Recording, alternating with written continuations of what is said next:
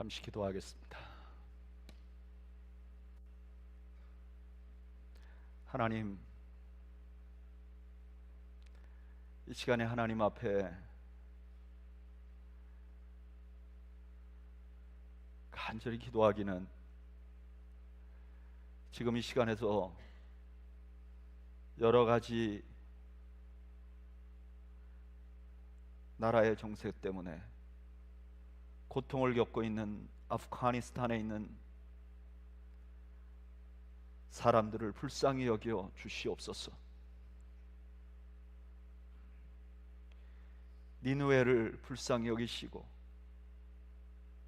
그 성 안에 있는 앞뒤를 분별하지 못하는 많은 사람들을 긍휼히 여기신 아버지,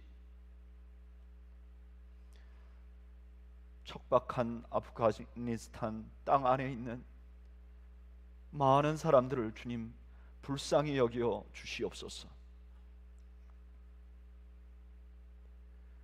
특별히 하나님, 그들도 주님만이 참 신이시며 참 하나님이시라는 것을 믿고 영원한 생명을 소유할 수 있도록 아버지 복음의 은혜도 더해 주옵소서. 이제 저희가 주의 말씀을 듣고자 합니다.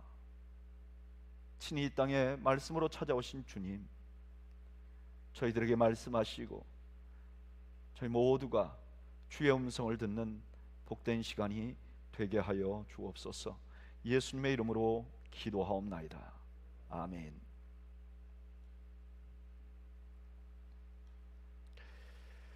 2007년도에 미국에서는 소위 서브 몰게이지 사태라는 초유의 위기를 경험한 적이 있습니다. 많은 사람들이 이 일을 자본주의의 민낯을 보여준 사건이다 이렇게 말을 합니다. 오늘 본문에 보면 그와 비슷한 사건이 일어납니다. 오늘 본문을 한번 볼까요? 열왕기상 17장 1절. 길르앗에 우구하는 자 중에 디셉 사람 엘리야가 아합에게 말하되 내가 섬기는 이스라엘의 하나님 여호와께서 살아계심을 두고 맹세하노니 내 말이 없으면 수년 동안 비도 이슬도 있지 아니하리라 하니라. 아멘. 오늘 본문은 아합이라는 왕 때에 일어난 일이라고 말합니다. 아합은 북이스라엘의 왕입니다. 이스라엘은 원래 하나의 국가였는데 솔로몬이 죽고 나서 두 개의 국가로 갈라집니다. 북쪽에는 이스라엘이라고 이름을 부르고 10지파가 모이고요, 남쪽에는 유다라고 이름 붙여서 두 지파가 모이게 됩니다. 당연히 10지파와 두 지파로 나눠졌으니까 북쪽에 있는 이스라엘이 더 강대해야 되는데 초기에는 그렇지 못했습니다. 북이스라엘은 내적으로 계속 정치적인 불안이 있었어요. 그래서 왕이 계속 자주 바뀌고 또 경제적으로도 굉장히 어려운 삶을 살았습니다. 뿐만 아니라 이 북이스라엘 위쪽에는 아람이라는 나라가 있는데 이 나라가 굉장히 호전적으로 이스라엘을 괴롭혔어요. 그래서 늘 위협 가운데 있었습니다. 그런데 북이스라엘의 오므리라는 왕에 와서는 상황이 바뀝니다. 이 오므리는요, 그 팔레스타인 땅 중에 바닷가 쪽에 속해 있는 두로라는 지역과 협력을 합니다. 동맹을 맺습니다. 그런데 이것이 이스라엘의 상황을 완전히 변화시킵니다. 왜냐하면 이 두로는 바다를 통해서 무역을 하던 국가였어요.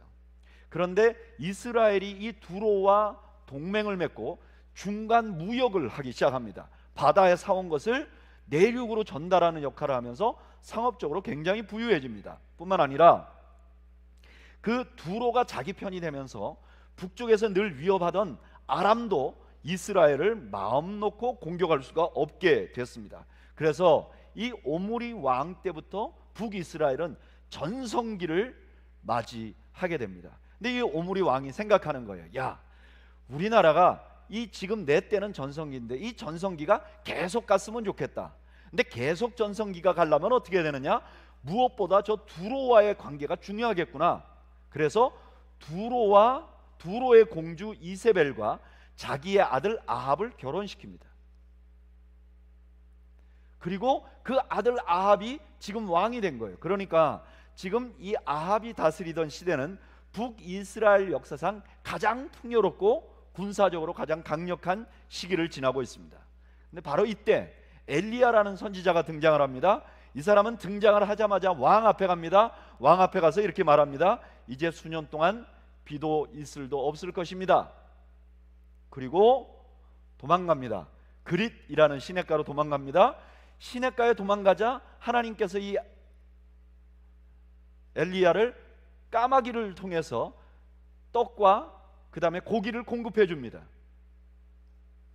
그리고 얼마 후에 그릿이라는 이 시냇물도 말라버립니다. 이게 오늘 본문의 내용입니다. 그런데 이 본문을 읽어보면요, 중간중간 의문이 생겨요. 첫째는 왜 이 엘리야는 처음 나타나자마자 이스라엘의 재앙을 선포하는데 하필이면 가뭄일까? 또 왜 하나님께서 이 선지자를 그릿 시냇가로 도망가라 그리고 거기서 먹였을까?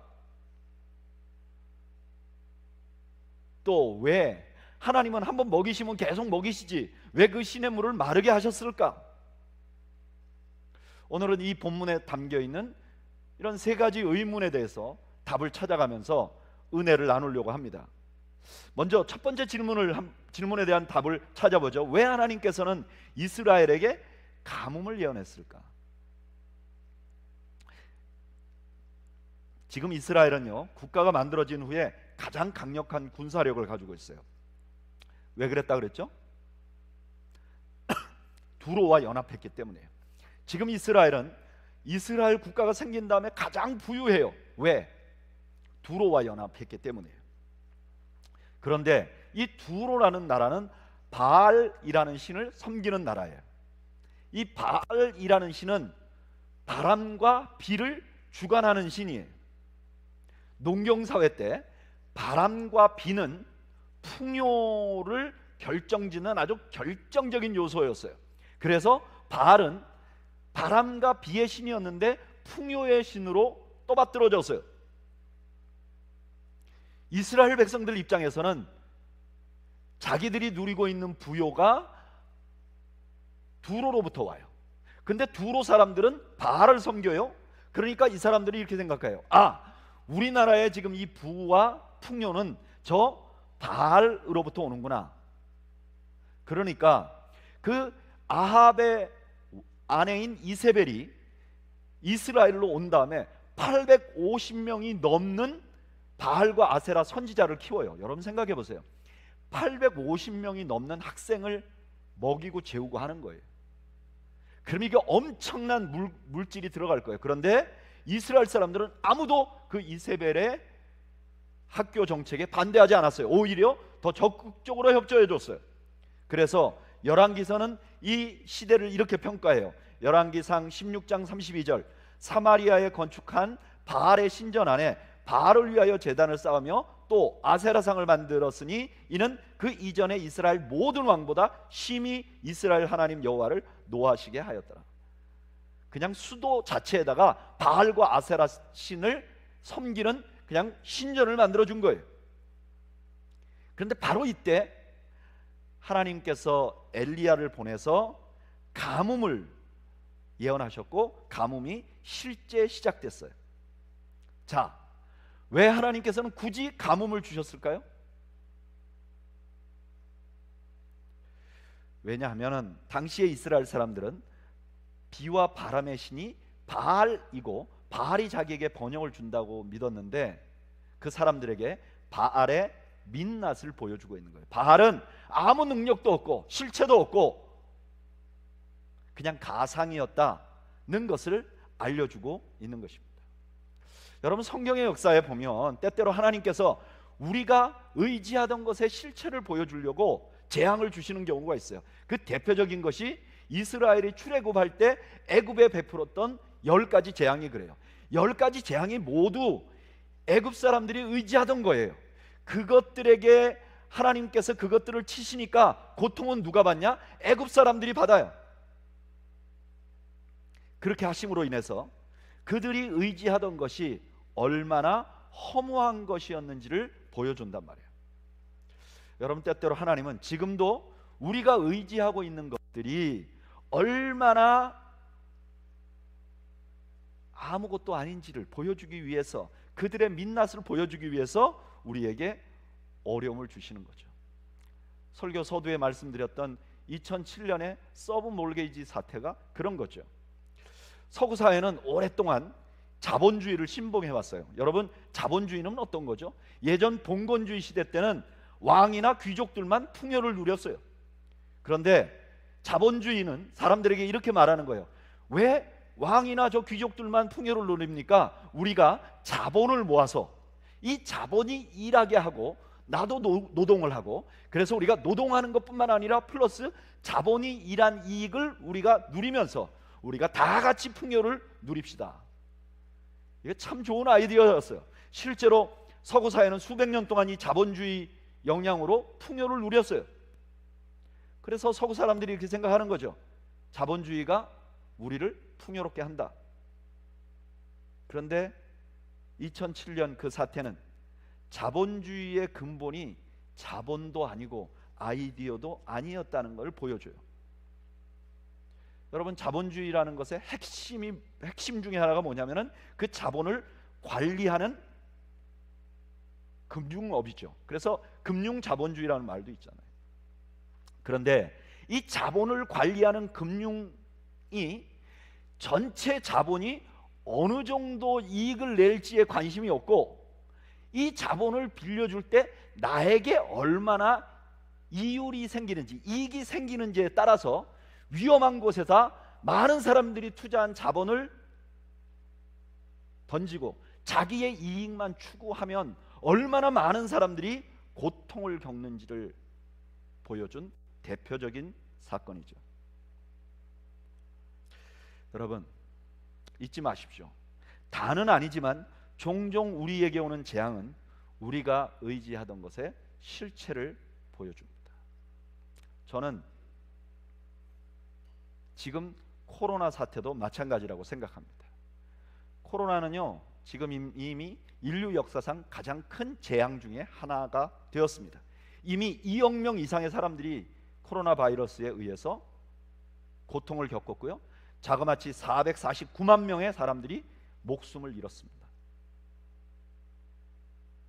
지금은 우리가 그동안 너무나 든든한 것이라고 의지했던 것들의 본질을 볼 수 있는 너무나 좋은 기회입니다. 여러분들은 이제까지 무엇을 의지하셨습니까? 여러분들 은행 잔고, 401k, 스탁, 혹은 계속 집값이 오르고 있는 내가 소유하고 있는 집. 여러분, 코로나가 번성하는 이 시대에 그것이 우리를 지켜줄 수 있나요? 우리가 소유한 것들이 과연 우리의 노년과 우리 자녀의 삶을 보장해 줄 수 있나요? 여러분들 능력을 의지하십니까? 이제까지 미국에 와서, 아니 그동안 공부 열심히 하고 애써서 열심히 일해서 이만큼 내가 살아가는데, 여러분, 코로나 바이러스를 지나보면요, 우리의 이 생명이라는 게 참 허망하다는 거, 우리의 건강이라는 것이 얼마나 보잘것없는지를 보여줍니다. 여러분, 사회 환경인가요? 우리가 살아왔던 한국도, 지금 우리가 살고 있는 미국도 전 세계에서 가장 안정된 나라들 중에 하나인데, 여러분, 코로나 바이러스가 창궐을 하니까 미국이 우리를 지켜주지 못했습니다. 진지하게 우리를 돌아볼 수 있는 기회를 가지시는 여러분들이 되시기를 주님의 이름으로 축원드립니다. 출근 안 하시고 집에 있으시면 집에 있는 것만 해도 바쁘시죠. 그런데 짬을 내서 내가 지금 살아가고 있는 거는 잘 살아가고 있는가? 내가 이때까지 추구했던 건 괜찮은가? 한번 돌아보시는 기회를 삼으시기를 바랍니다. 두 번째로, 우리는 이런 질문을 가질 수가 있어요. 왜 하나님께서는 그 선지자를 먹이셨는가? 하나님께서는 엘리야에게 나타나서 이렇게 얘기했어요. 그리 시냇가로 숨어라. 그리고 까마귀를 시켜서 먹일 거다 그렇게 말했어요. 그 엘리야가 하나님 말씀 순종합니다. 그래서 그리스 시내가에 숨었더니 까마귀가 떡과 고기를 배달해 주었어요. 이게 최초의 배달 문화가 여기서 나온 거죠. 근데 왜 하나님은 이렇게 하셨을까요? 왜 하나님은 엘리야에게 엘리야 스스로 음식을 해결하지 않고 하나님이 보내주신 까마귀에 의해서 그걸 먹도록 하셨을까요?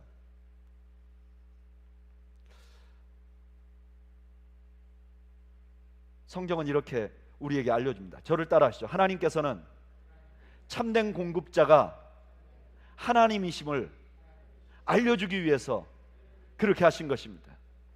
여러분, 가뭄을 통해서 바알이 참된 공급자가 아니라는 걸 알게 하셨어요. 근데 가뭄 중에 하나님이 공급하심으로 뭘 알기를 원했냐면은 참된 공급자는 하나님이라는 것을 알게 하신 것이죠.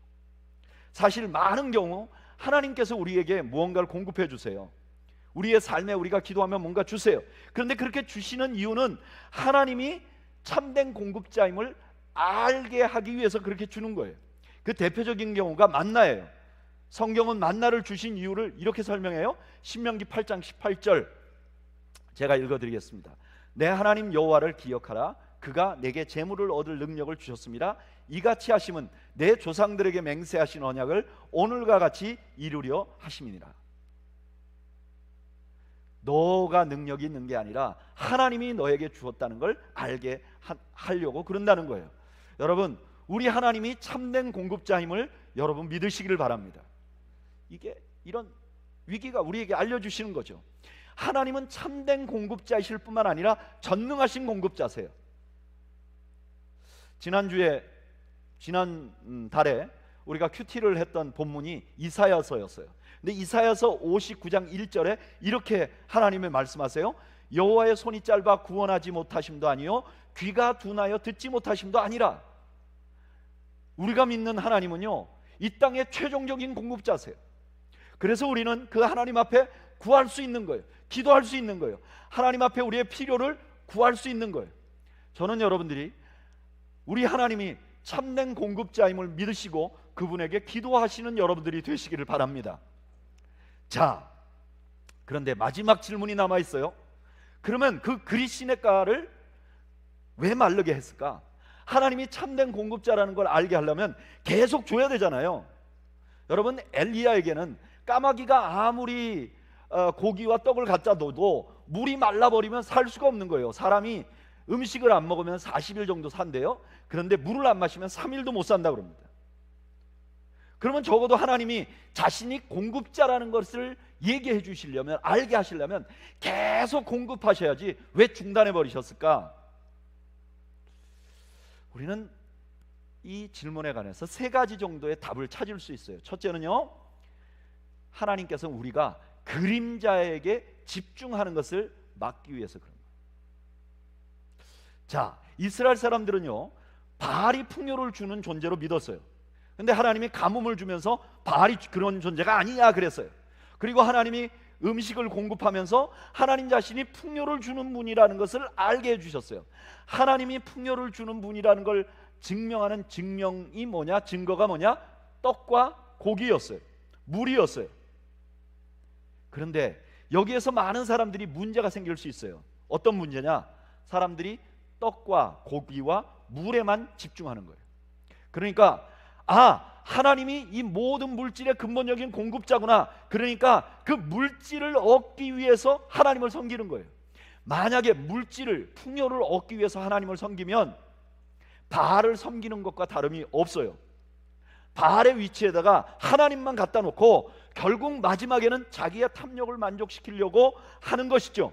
그러니까 결국은 바알을 섬기는 것도 하나님을 섬기는 것도 아니고 자기를 섬기는 거예요.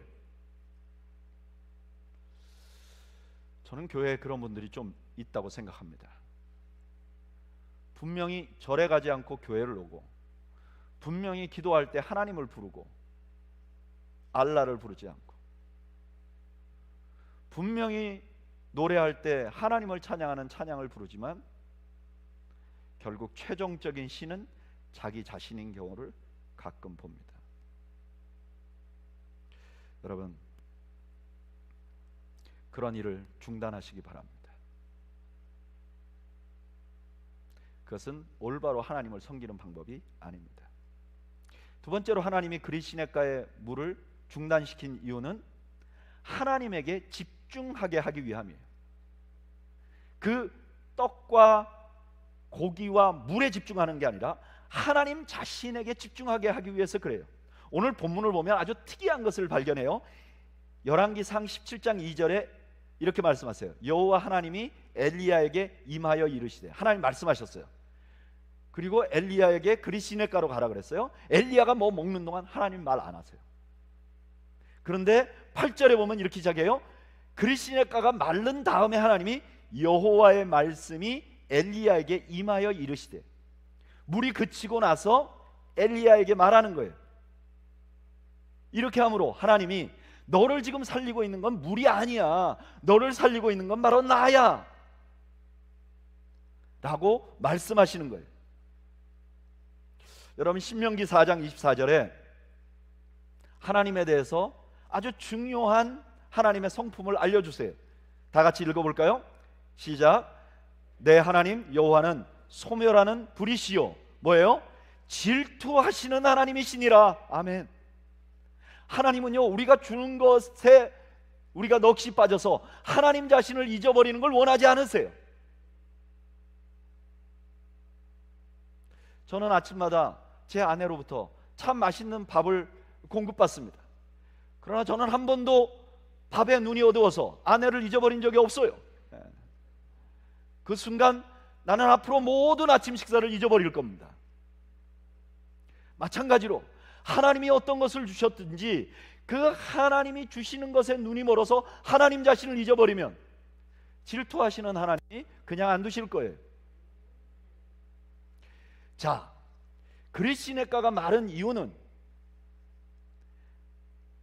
그 하나님이 주신 것에 집중하면서 하나님 자신을 잊어버릴까 봐, 하나님께 더 집중하라고 마른 것이다. 이 정도는 이 엘리야가 살던 시대의 사람들도 다 알았어요. 그런데 하나님께서 그릿시냇가를 마르게 하신 데는 또 다른 이유가 있었어요. 그 이유는 이 사건이 있고 나서 800년이 넘도록 아무도 몰랐어요. 그런데 이 일이 있은 후 800 몇십 년이 지난 다음에 지금 엘리야가 활동했던 북이스라엘이 아니라 남유다에 많은 사람들이 저 사람 엘리야일지 몰라 하는 선지자가 나타나세요. 그는 유대에 나타나셔서 사람들에게 엄청난 인기를 끄셨어요. 그리고 어느 날 사람들과 함께 들판에서 부흥회를 했어요. 근데 사람들이 먹을 게 아무것도 없었어요. 그분은 자그마치 장정만 5,000명이 되는 사람들을 겨우 물고기 2마리와 보리떡 5개로 먹이셨어요. 한 번 먹이고 나니까 사람들이 그에게 계속 달려들었어요. 그런데 그분은 다시 그들에게 음식을 주지 않으셨어요. 음식을 주지 않은 이유를 그는 이렇게 말씀하셨어요. 요한복음 6장 26절 다 같이 한번 읽어볼까요? 시작. 예수께서 대답하여 이르시되 내가 진실로 진실로 너희에게 이르노니 너희가 나를 찾는 것은 표적을 본 까닭이 아니요 떡을 먹고 배부른 까닭이로다. 뭔가 오늘 본문하고 유사하죠?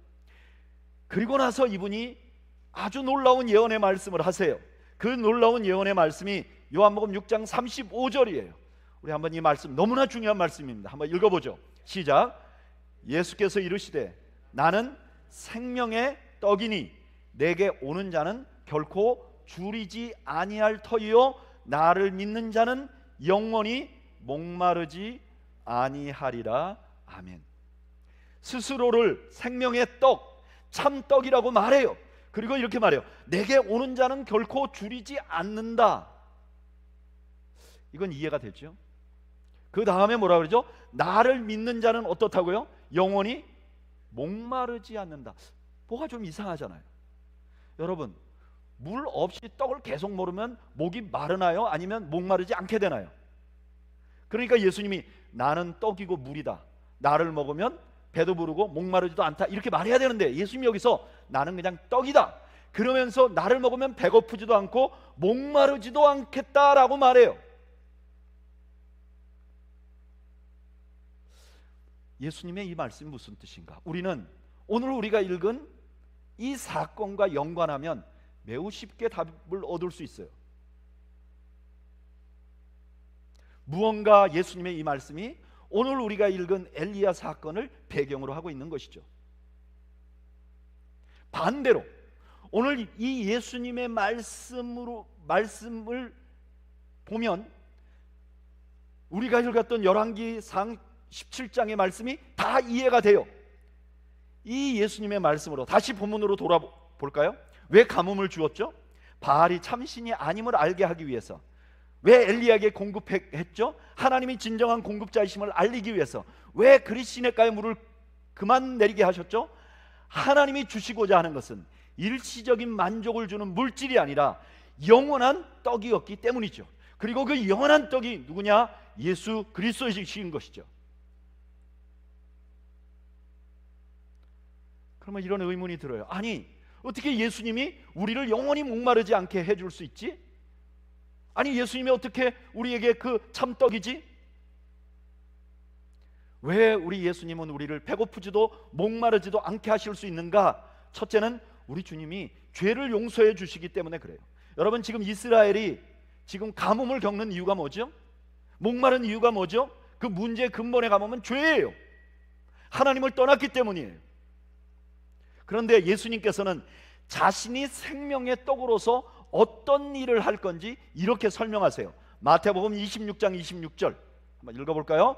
26절에서 27절, 28절까지 그들이 먹을 때 예수께서 떡을 가지사 축복하시고 떼어 제자들에게 주시며 이르시되 받아 먹으라, 이것은 내 몸이니라 하시고 또 잔을 가지사 감사기도 하시고 그들에게 주시며 이르시되 너희가 다 이것을 마시라. 28절에 이렇게 말해요. 이것은 죄 사함을 얻게 하려고 많은 사람을 위하여 흘리는 바 나의 피 곧 언약의 피니라 하멘. 왜 예수님이 참된 떡인가? 왜 참된 풍요를 주시는 분인가? 왜냐하면 우리가 풍요를 누리지 못하게 하는 가장 근본적인 이유 중에 하나인 죄를 해결해 주시기 때문에 그런 것이죠. 또 하나 예수님이 참된 떡인 이유는 우리의 만족의 비결을 알게 되기 때문에 그래요. 여러분, 우리가 만족하지 못하는 이유는 뭐죠? 욕심 때문에 그래요. 죄 때문에 세상이 어려운 것도 있지만 우리 안에 욕심 때문에 우리는 만족하지 못해요. 욕심은요, 아무리 풍요로운 시대에 산다 하더라도 우리를 만족스럽게 하지 못해요. 그런데 십자가는 우리에게 어떤 일을 하는가? 우리의 정과 욕심을 못 박아버려요. 그래서 예수님을 알아가면 어떻게 되는가? 우리가 풍요롭던 풍요롭지 않던 그 안에서 만족할 수 있는 비결을 배우게 되는 거예요.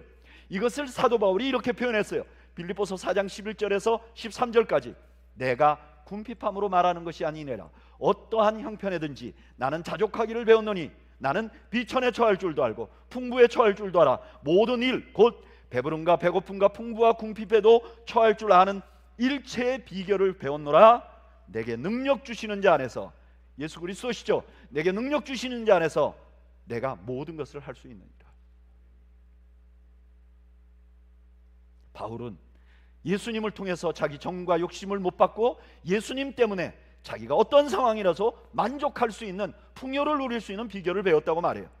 그리고 마지막으로 가장 중요한 것은 그 예수님이 하나님 자신을 우리가 소유할 수 있도록 해주기 때문에 그렇다는 거예요. 여러분, 우리가요 만족하지 못하는 가장 중요한 이유는 하나님이 없기 때문이에요. 우리는 하나님의 형상대로 만들어졌어요. 하나님 없이 우리는 만족이 안 돼요. 그렇게 만들어졌어요. 그런데 우리 예수님께서, 우리가 예수님을 믿으면 예수님께서 하나님을 우리에게 영원히 소유할 수 있도록 해주십니다. 요한복음 14장 20절에 이렇게 말해요. 그날에는 내가 아버지 안에, 너희가 내 안에, 내가 너희 안에 있는 것을 너희가 알리라.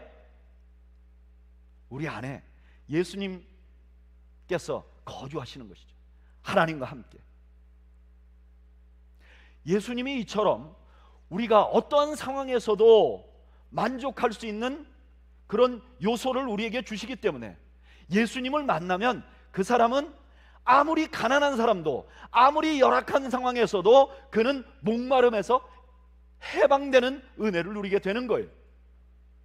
그 대표적인 사람 한 분을 제가 잠시 영상으로 소개하겠습니다. 우리 잠시 영상을 볼까요?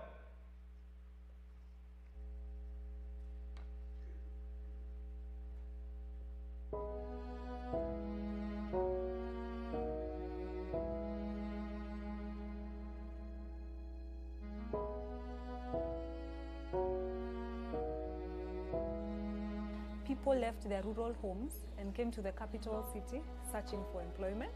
The only place they could find was a settlement area slums.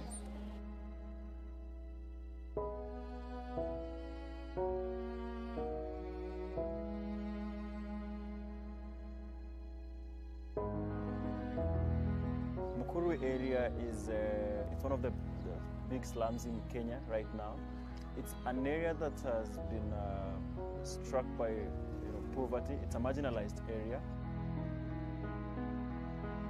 In this center, Compassion, hosting 500 children every Saturday from this community.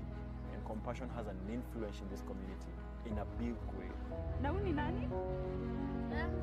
Felix. Felix Makaya.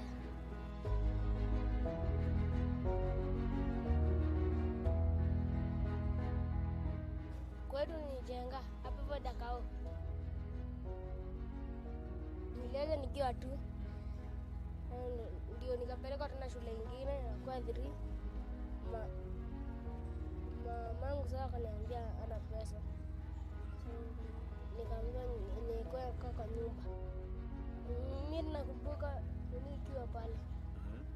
Alafu kwa kijana mwingine anaitwa Enoch.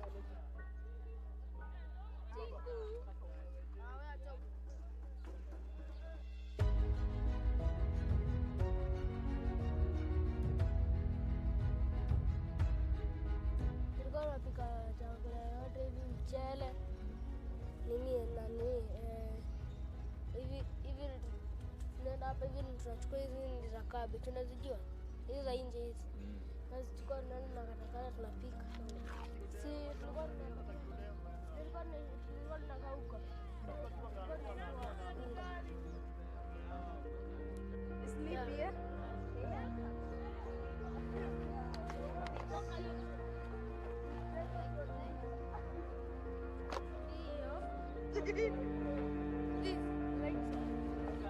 They used to stay around, where I used to pass. He found it better than even home because he could spend a day without food, but in the evening he would get something to eat. He would beg for money and he would get a few coins. At home, he would stay even for 2 days, 3 days with nothing to eat. They're exposed to harsh living conditions, even people just harassing them because they felt that they are a threat.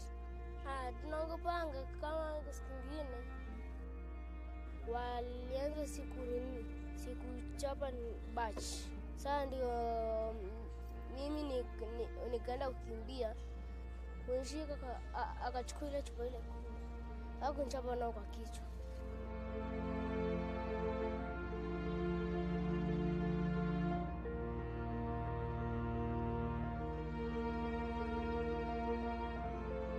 Around this area, we have 40 children, 40 boys living in the streets. But around Nairobi, we have thousands of children.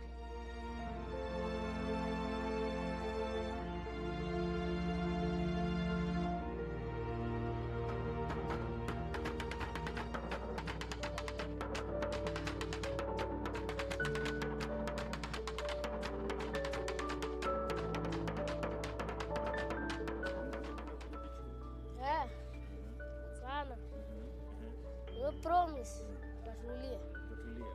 As we have seen, there are many, and whenever a chance arises, we would like to recruit them and even transform their lives, all of them.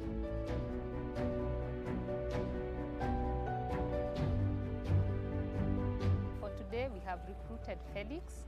We are going to take him to school. We are going to empower his parents, and he also going to be rehabilitated from drugs. Kukuwa na gari.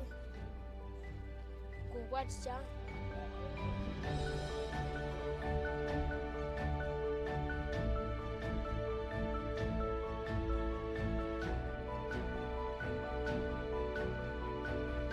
Felix will be our first child who has been registered from the streets.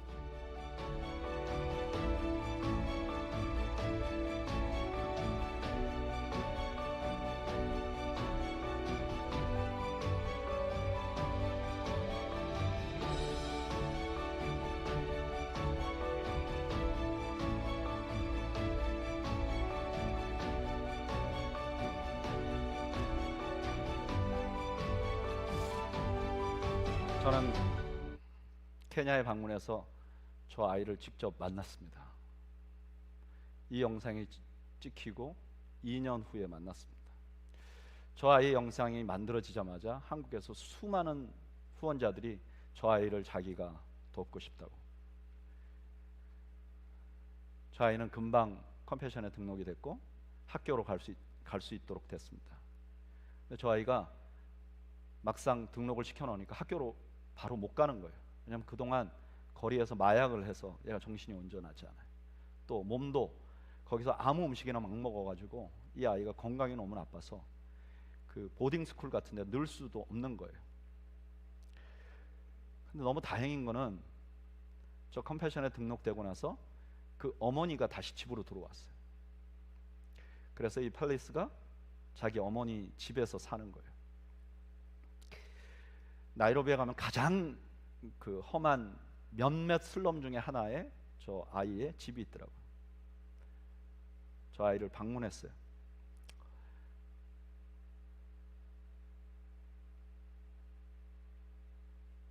굉장히 얼굴이 밝아져 있었어요. 제가 저 아이에게 물어봤어요. 너 뭐가 되고 싶니? 그런데 이 아이가 방금 영상에는 선생님이 되고 싶다고 그랬는데 자기는 축구 선수가 되고 싶대요. 그래서 왜 축구 선수가 되고 싶냐고 물어봤어요. 그랬더니 이 아이가 이렇게 답하는 거예요. 축구 선수를 하면 돈을 많이 벌 수 있고 돈을 많이 벌면 내 어머니와 내 주변 사람들을 마음껏 도울 수 있어서 자기는 축구 선수가 되고 싶다는 거예요.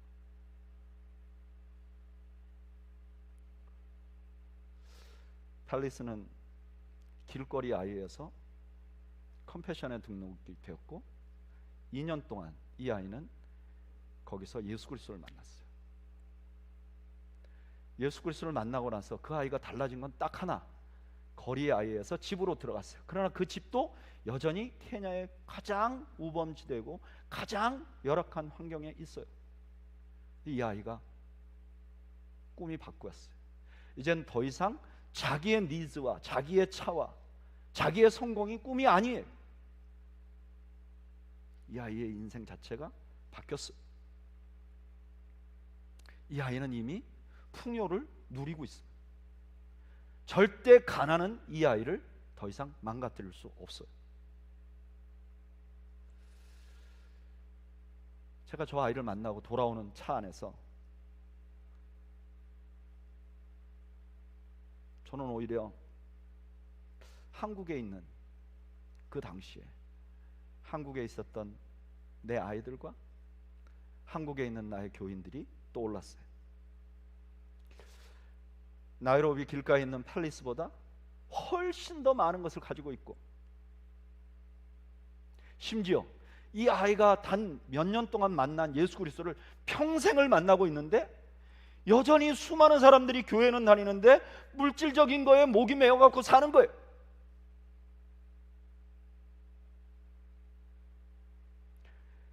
아니면 풍요로운 삶 속에서도 만족을 누리지 못하는 거예요. 왜 그렇죠? 오늘 본문이 우리에게 답을 해주는 거예요. 왜 그러냐면은 우리가 너무나 하나님께서 우리에게 주신 참된 생명의 떡인 예수 그리스도를 보지 않고 그 선물을 잊어버리고 살기 때문에 그런 거예요. 그렇게 생각해 보니까 맞아요. 너무나 많은 사람들이 교회는 다니는데 예수님 자신을 알기를 사모하지 않아요. 저는 굉장히 오래됐어요. 예수님을 알기 위해서, 더 알아가기 위해서 간절히 기도하는 성도들을 이제 교회에서 거의 발견하기가 어려워요. 주님 알고 싶어서 열망이 있는 성도를 발견하기가 너무너무 어려워요. 모두가 다 주님을 잘 아는 것처럼 그렇게 위장하는 사람들만 있어요.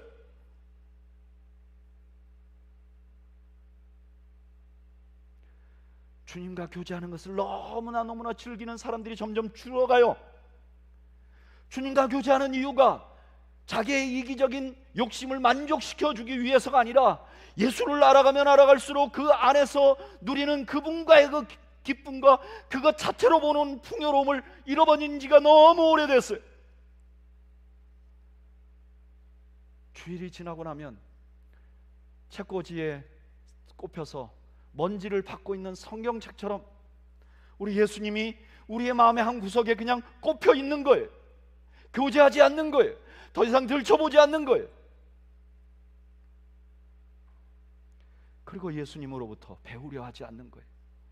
예수님이 살아갔던 방법으로 나도 살고 싶은 열망이 없는 거예요.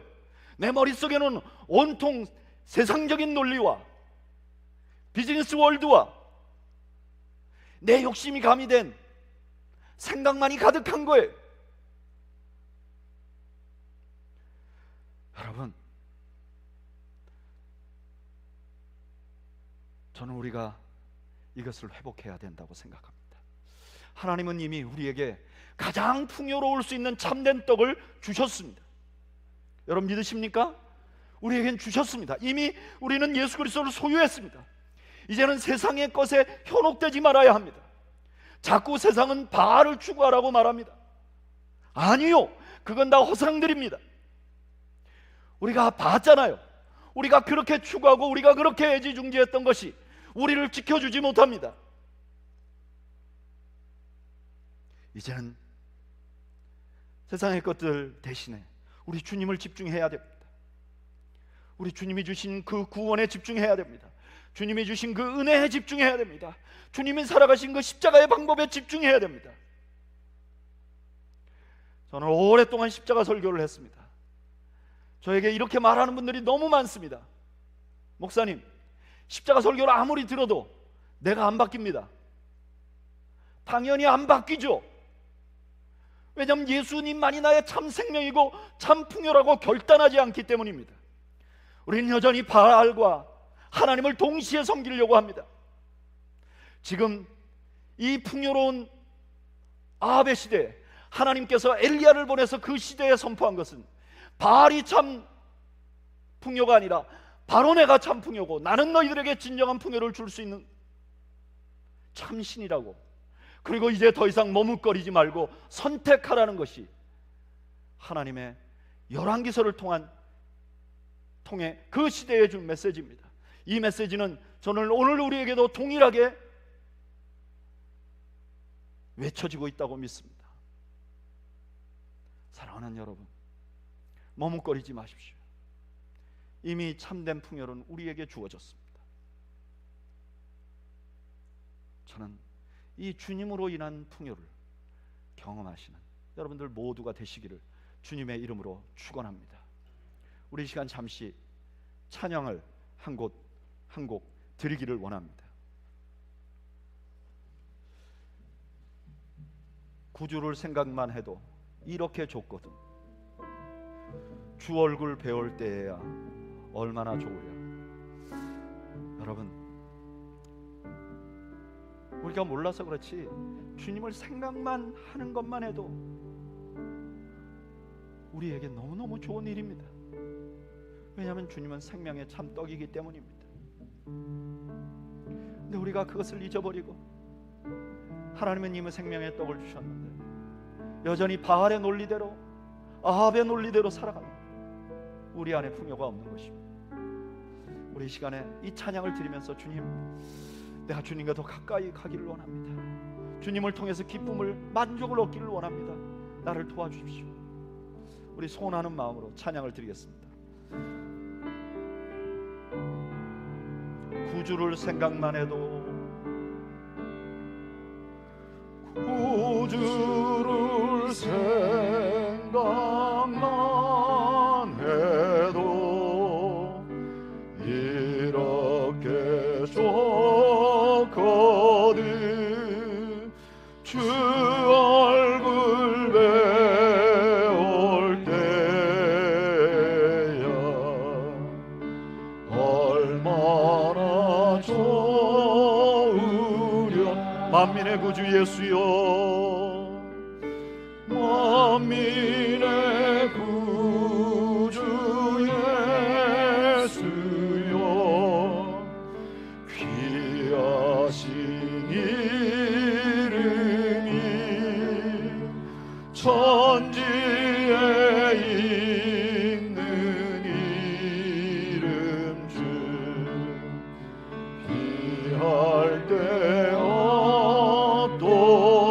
참 회개하는 자에게 참 회개하는 자에게 소망이 되시고 구하고 찾는 자에게 기쁨이 되신다. 예수의 넓은 사랑을 예수의 넓은 사랑을 어찌다 말하랴. 주 사랑 받은 사람만 그 사랑 알도다. 사랑의 구주 예수여 내 기쁨 되시고 이제로부터 영원히 영광이 되소서. 우리 한번 잠시 눈을 감고 기도하겠습니다.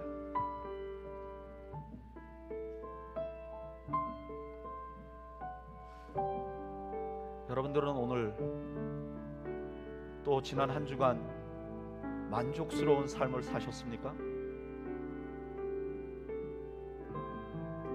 풍요로운 삶을 사셨습니까?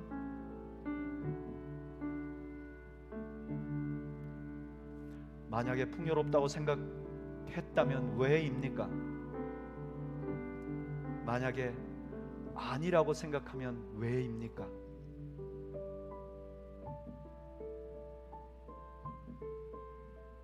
저는 여러분들이 헛된 신기루 같은 것을 쫓지 않기를 바랍니다. 내가 만족하든 만족하지 않든 그 원인이 내게 있는 소유 때문이라든지 나의 능력 때문이라든지 내가 살아가고 있는 사회에 있다면 그것은 영원한 것이 아닙니다. 오히려 그것은 때때로 많은 경우 우리에게 짐이 됩니다. 우리에게 근심거리가 됩니다. 참된 만족은, 참된 풍요는 우리 구주 예수님에게 있습니다.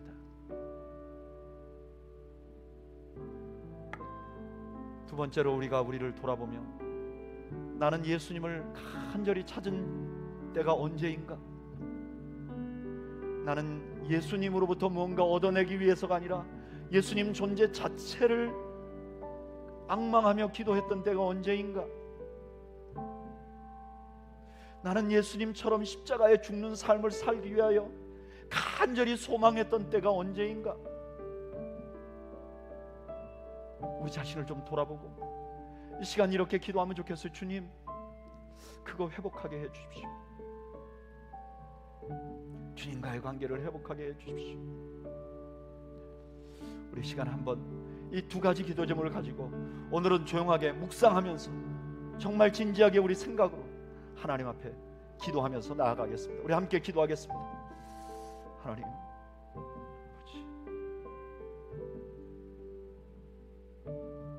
아버지, 아버지,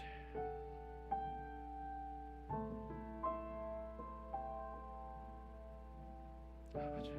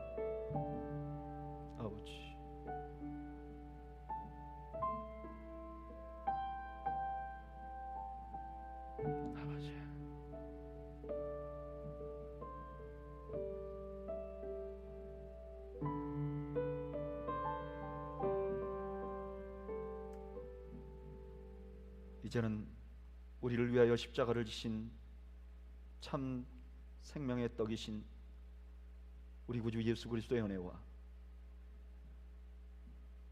하나님 아버지의 그 크신 사랑과 성령님의 교통하시는 역사가 이제 헛된 것에 우리의 눈이 현혹되지 않고 하나님을 추구하며 참된 떡이신 예수 그리스도와 교제하며 그 안에서 참된 풍요를 추구하기로 결단하는 주의 백성들 머리머리 위와 이들의 가정과 이들의 삶 위에 지금으로부터 영원 무궁토록 함께 있을지어다.